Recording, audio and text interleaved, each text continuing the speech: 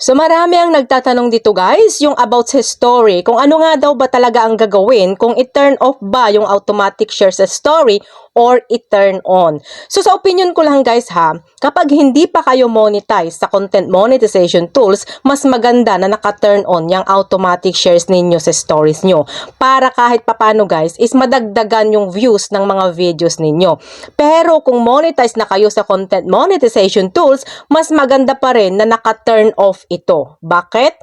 Kasi once na monetize na kayo sa content monetization tools, magkakaroon lang kayo ng earnings sa story kung sa story nyo mismo pinost yung content nyo.